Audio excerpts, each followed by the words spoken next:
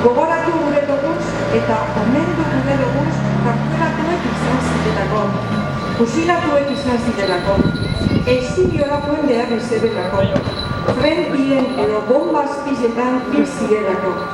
Baina gogoratu eta omendu gure doguz baitebe, justizian oinarritute herri libre bat ameste ebelako. Danen izenien, ez gara nekatuko esaten 1937ko irailaren 11an, Derioko kanpo santuen Felipe Urtiaga eta Jose Agirre fusilatu ebezela. Gregorio Urquijo urtebereko abuztuen fusilatu ebela. Fermin Aranguren berrizko zenien Asturiasen bizizala 1929ko abuztuaren 10 fusilatu ebela. Eta Agustin Milikuan kartzelan gaixotu eta hil zala berritan. Estaduek eta gizarte multzo handi batek gertatu zen egize, behar dan justizize eta lortu behar dan erreparazioen astu gure dauz. Gure herriko eta gure banakako historizie ez da ezer antza, astu dakito. Baguk ez dugu hori onartuko. Hemen gaboz, urtez urte, gure herriko eta gure banakako memoria dadako. Gaur egun, oraindik frankismoaren biktimentzako justizia itxaropenak gara.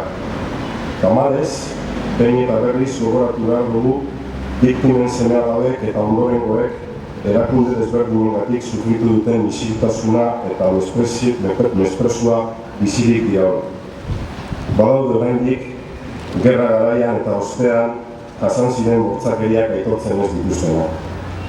Biktima guztientzako egia, justizia eta erreparazioa eskatzen dugu.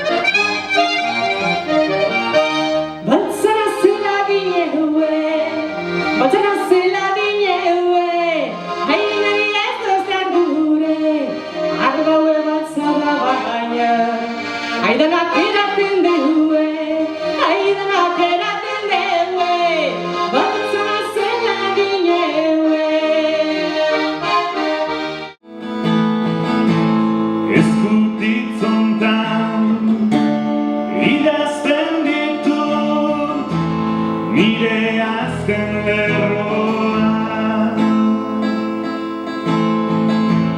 etxetik urrun nora ezean doan ontzioetan